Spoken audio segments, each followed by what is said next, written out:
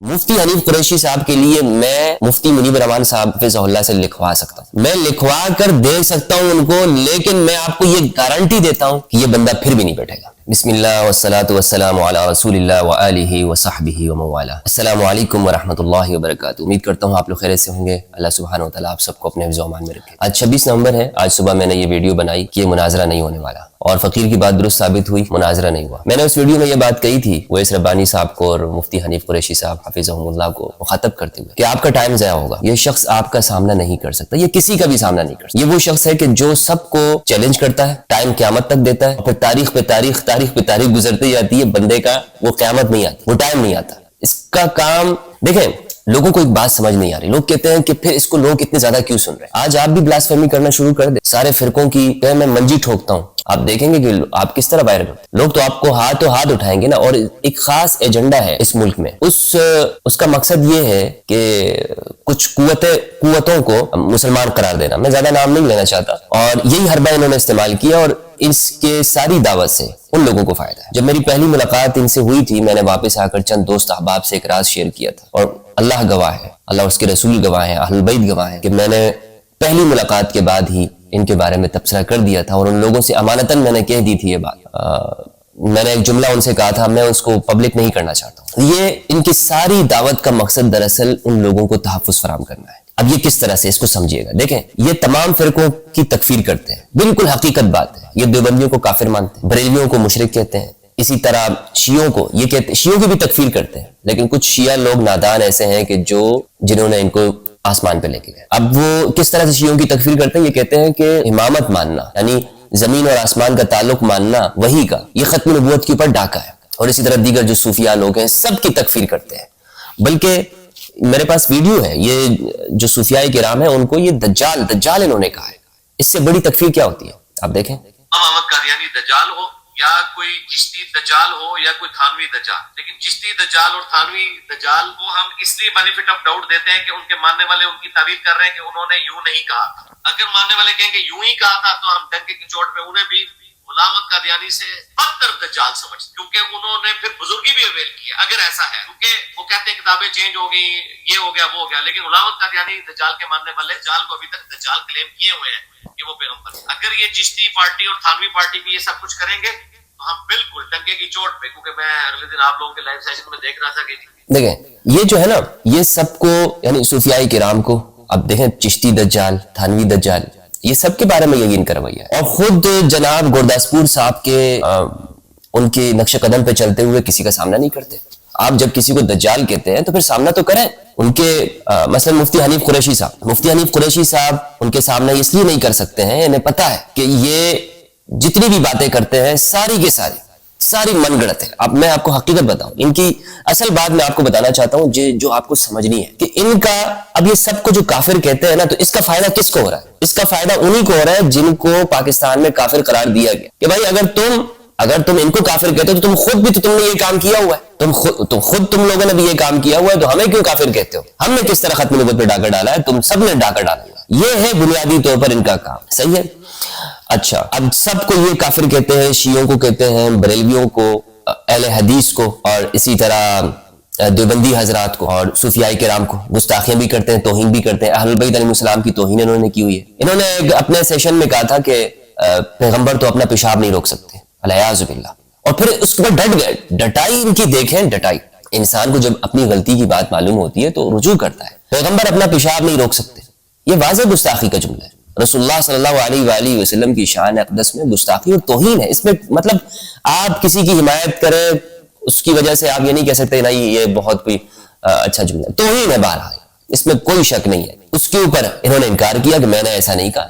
اگلے دن ان کی ویڈیو آ گئی۔ میں نے اس سے پہلے یہ بات کہی ہوئی تھی کہ یہ آج تو کہتے ہیں کہ بابے تو کوئی شے نہیں ہے، کل کو یہ کہیں گے کہ پیغمبر بھی کوئی شے نہیں ہے، اور پھر اس کے بعد یہ ڈٹ گئے، ہاں پیغمبر کوئی شے نہیں ہے، وہ اللہ کے سامنے کوئی اختیار نہیں رکھتے۔ ارے بھائی، تم زیادہ توحید جانتے ہو یا اللہ کا قرآن زیادہ توحید جانتا ہے؟ تم اللہ سے بھی زیادہ یعنی توحید کو بیان کرنے والے ہو۔ اللہ سبحانہ و تعالیٰ نے قرآن مجید میں جو توحید بیان کی ہے، اس میں ایک مثال بھی ایسی نہیں دی کہ پیغمبر اپنا پیشاب نہیں روک سکتے، الیاذ باللہ۔ اگر یہ بیان کرنا ہوتا یعنی اس جگہ تک، تو اللہ سبحانہ و تعالیٰ اس کو ضرور بیان کرتے۔ ہاں، اللہ سبحانہ و تعالیٰ نے یہ بیان کیا ہے کہ پیغمبر اپنی جانب سے کوئی اختیار نہیں رکھتے۔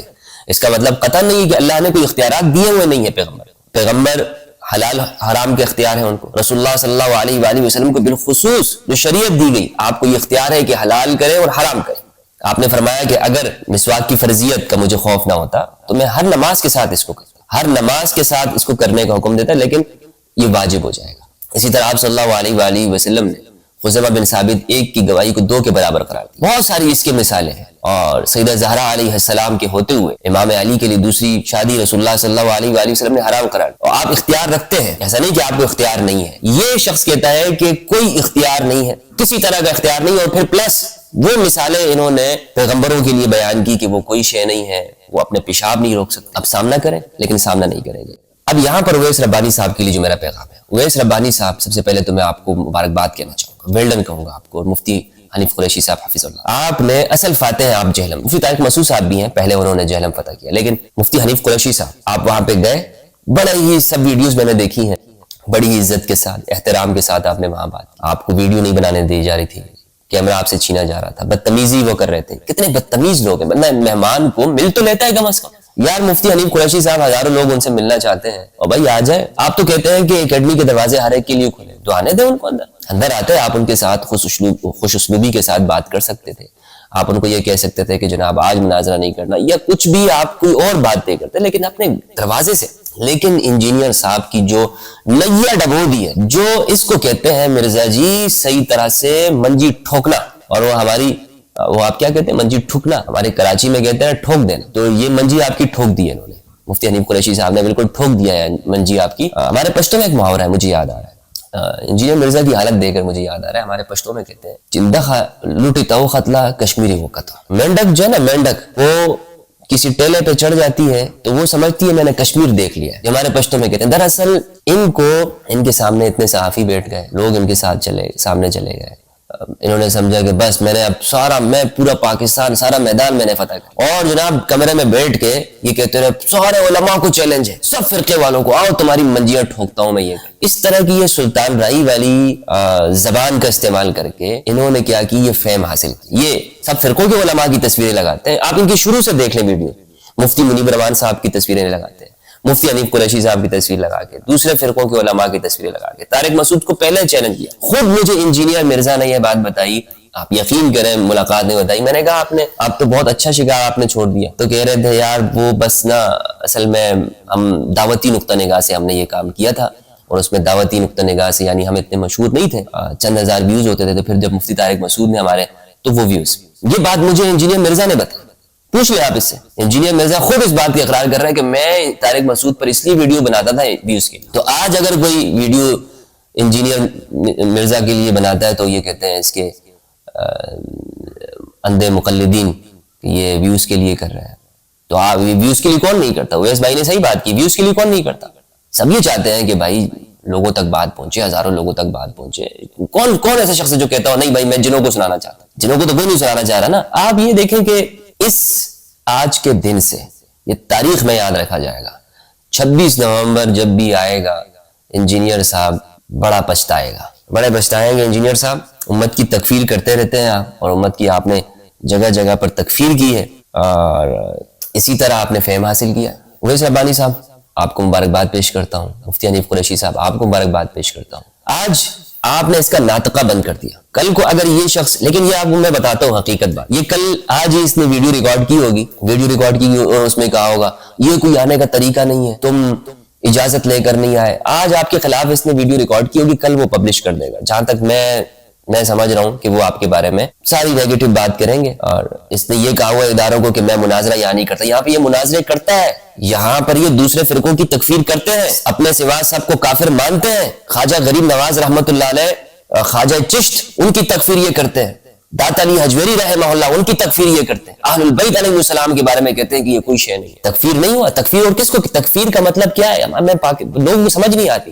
لوگ کہتے ہیں کہتا ہے نماز پیچھے پڑھو. بھائی نماز پیچھے پڑھ, نماز آپ بھاگیوں کے پیچھے پڑھ لیں, کسی کے پیچھے بھی پڑھ لیں. نماز پڑھنے سے تو یہ نہیں ثابت ہو جاتا نا کہ آپ دوسرے کو آپ اس کی تکفیر نہیں کریں. آپ کافر سمجھ کے بھی نہیں نماز پیچھے پڑھ رہے ہیں. جب آپ کسی کو کہتے ہیں یہ مشرک ہے, یا علی مدد یا حسین مدد, یہ کلمہ شرک ہے, کہنے والے لوگ مشرک ہے, تو یہ اور کیا ہے؟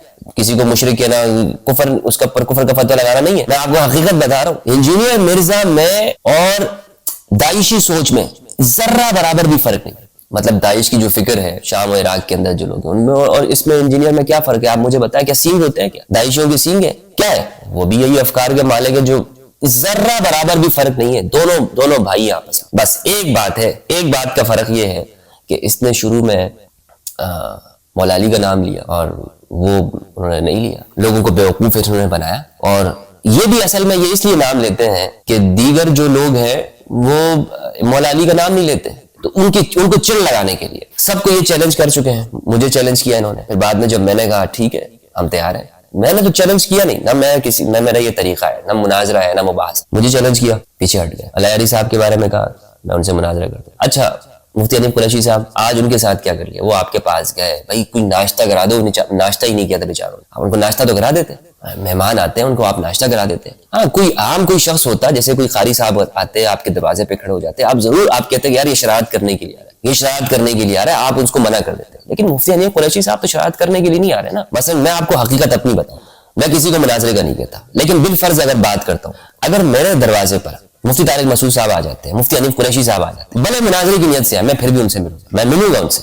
ہاں لیکن اگر میرے دروازے کے اوپر میری اکیڈمی کے باہر, میرے گھر کے باہر کوئی کسی مسجد کے امام صاحب آ جاتے ہیں اور وہ مناظرے کی نیت سے آ رہے ہیں, تو میں عذر ظاہر کر سکتا ہوں کہ میں آپ سے نہیں کرنا چاہتا ہوں. لیکن ایک صاحب وجاہت آدمی وہ آ رہا ہے تو آپ تو اس کو منع نہیں کرتے, اس کا مطلب ہے کہ چور کی داڑھی میں تنکا ہے, تو آپ کو ان سے ملنا چاہیے تھا. لیکن لوگوں کے سامنے بات یہ آ گئی ہے, واضح ہو چکا ہے کہ اس جناب موصوف صاحب کے یہ دلائل سے تہی دامن ہے. ان کا کام صرف ایک ہی ہے, امت کی تکفیر کرنا, شیعہ سنی دیوبندی بریلوی سب کو کافر قرار دینا, پھر پیچھے ہٹ جانا کہ نہیں میں کافر نہیں کرا, اور ویڈیو کا کھیل کھیلنا. آخری میں گزارش کرنا چاہتا ہوں جو ان کے فالوورز ہیں, متبعین ہیں, جو ان کے اندبخت ہیں, مرزا جی کے اندبختوں سے میں یہ کہنا چاہتا ہوں کہ آن لائن آ جائیں. آپ مفتی حنیف قریشی صاحب کو آن لائن کر دیں, زوم کا زمانہ ہے, یہ کیا ضرورت ہے آنے جانے کی, آپ کا بھی ٹائم ضائع ہو رہا ہے, مفتی حنیف قریشی صاحب کا بھی ٹائم ضائع ہو رہا ہے. خیر انہوں نے تو آپ کے اوپر اتمام حجت کر دی ہے, آن لائن مناظرہ کر لیں, دودھ کا دودھ پانی کا پانی ہو جائے گا, داغا سودا میدان, معاملہ حل ہو جائے گا. لیکن کسی بھی عالم کے سامنے, خواہ وہ کسی بھی مکتب فکر کو, حتیٰ کہ میں آپ کو حقیقت بتاؤں, یہ شام الہی ظہیری صاحب ہیں یا ابتسام الہی ظہیری, مجھے نام یاد نہیں ہے, لیکن یہ ان کا سامنا بھی نہیں کر سکے. اب یہ جانے کے بعد ویڈیوز بنائیں گے اور اس میں آپ دیکھیں گے اس کا ایک بڑا بھڑکتا ہوا ہے, اس کا ایک ٹائٹل لگائیں گے, منجی ٹھوک دی, یہ کر دیا میں نے, تمہارے بابوں کی یہ کر دی, لاؤ اپنے بابوں کو باہر نکالو. مفتی منیب الرحمان صاحب, مفتی منیب الرحمان صاحب کا میں نے بتا دیا, میرے استاد محترم ہے. اچھا میں آپ کو حقیقت بات بتاؤں, واللہ باللہ میں آپ کو حقیقت بات بتاؤں, مفتی حنیف قریشی صاحب کے لیے میں مفتی منیب الرحمان صاحب حفظہ اللہ سے لکھوا سکتا ہوں, میں لکھوا کر دے سکتا ہوں ان کو, لیکن میں آپ کو یہ گارنٹی دیتا ہوں کہ یہ بندہ پھر بھی نہیں بیٹھے گا, یہ پھر بھی نہیں بیٹھیں گے, یہ پھر بھی بہانے بازی کریں گے. یہ مفتی حنیف قریشی صاحب آپ ان کو یہ چیلنج بھی دے دیں, آپ ان سے یہ لکھوا دیں, اویس بھائی آپ ان سے یہ کہیں کہ مفتی منیب الرحمان صاحب سے ہم لکھوا کے دیتے ہیں, پھر تم دیکھنا. میں آپ کو حقیقت بتاتا ہوں جناب, نہیں بیٹھے گا, کبھی نہیں بیٹھے گا. یہ بیٹھ گیا میں مان جاؤں گا انجینئر صاحب, میں اپنی ساری ویڈیوز جو آپ کے بارے میں نے بنائی اس کو ڈیلیٹ کر دوں, نہیں بیٹھیں گے. ہاتھ کھڑے کر دیے انہوں نے. تو یہ صورتحال ہے اصل میں. تو اب لوگوں کو میں کیوں ان کے اوپر بات کر رہا ہوں, میں اس لیے بات کر رہا ہوں کہ جناب میں نے بھی ان کو قریب سے دیکھا. یہ اویس ربانی صاحب نے 3-4 ملاقاتیں کی ہیں نا, اویس ربانی کے سامنے اصلیت آ گئی ان کی. ہم نے تو ایک ملاقات میں ان کو جانچ لیا تھا کہ یہ رسول اللہ صلی اللہ علیہ وآلہ وسلم کے محبت نہیں ہے اس کے دل میں, یہ دل سے پتہ نہیں ناستک ہے کیا, اللہ چھوڑے دل سے, بہرحال دل سے اہل البیت علیہ السلام کا ذکر اوپر سے. اور کیونکہ یہ ممکن نہیں ہو سکتا کہ آپ علی کا ذکر کریں اور حضور کی محبت آپ کے دل میں. صوفیاء کرام نے آپ کا کیا بگاڑا ہے؟ صوفیاء, میں ان کا حمایتی نہیں ہوں کہ جنہوں نے یہ چیزیں لکھی ہوں گی, یہ خرافات لکھی ہوں گی, چشتی رسول اللہ یا اشرف علی رسول اللہ, واللہ باللہ آگ لگا دو ایسی تعلیمات کو, آگ لگا دو. لیکن یہ بھی تو موجود ہے نا, معاویہ رسول اللہ نہیں موجود ہے. اس سے آپ اور یعنی امت کے اندر بہت ساری چیزیں ایسی آئی ہیں. میں آپ کو بخاری سے کتنی روایتیں میں آپ کے سامنے پیش کر چکا ہوں جس میں رسول اللہ کی واضح توہین, رسول اللہ کا خودکشی کی کوشش کرنا, بار بار کوشش کرنا, جبریل کا منع کرنا لیکن بار بار کوشش کرنا, کئی رسول اللہ صلی اللہ علیہ وآلہ وسلم کا ستر ازار اس کے متعلق ہے کہ آپ زمین پہ گر پڑے, کعبہ کی تعمیر کی. بخاری کے اندر موجود, پڑھو اس کو. تو یہ روایتیں تو چیزیں ان کے بارے میں بھی، یعنی ان کتابوں کے بارے میں جن کے آپ مقلد جو آپ نے ٹیبل پہ تم اس کو جسٹیفائی کرتے ہو، تو کیا ادھر جوابات موجود نہیں ہیں؟ ہاں ٹھیک ہے آپ نے کہا کہ لیکن ساتھ میں آپ نے، اگر آپ یہ بات مانتے تو آپ تو پہلے لگا چکے ہیں نا، پہلے آپ اپنا بیانیہ دے چکے ہیں کہ یہ ساری جو پارٹی ہے، چشتی رسول اللہ پارٹی یا شبری رسول اللہ پارٹی، دجال سے بہتر ہے۔ امت کو آپ نے تکفیر کی ہے، یہ آپ مانے نہ مانے، سو اب آپ کا بیٹھنا واجب ہے۔ اگر آپ نہیں بیٹھے، جو لوگ ان کو تحفظ دے رہے ہیں، اچھی بات ہے، ملک کے اندر فرقواریت نہیں ہونی چاہیے، تکفیر نہیں ہونی، لیکن تکفیر تو یہ شخص کر رہا ہے اور کوئی مطلب اس کے مقابلے میں کوئی آپ ان کو کوئی جواب ہی نہ دے، یہ آپ کیسی بات کر رہے ہیں؟ رسول اللہ صلی اللہ علیہ وسلم کو تانا دینا، پیغمبروں کو پیشاب نہ روک سکنے کا تانا دینا، تمام امت کی تکفیر کرنا، شیعہ، سنی، دیوبندی، بریلوی، اہل حدیث، سب کی تکفیر کرنا، سب کو کافر قرار دینا۔ وہ تو نہیں ہے کہ کافر، لیکن کہتے ہیں، اس مثال کے طور پر میں آپ کو کہتا ہوں جناب، میں آپ کو کہتا ہوں کہ آپ نے لاکھ روپے چرائے یا آپ کے خاندان کے لوگ چوری کرتے ہیں، لیکن میں آپ کو چور ڈاکو نہیں کہتا۔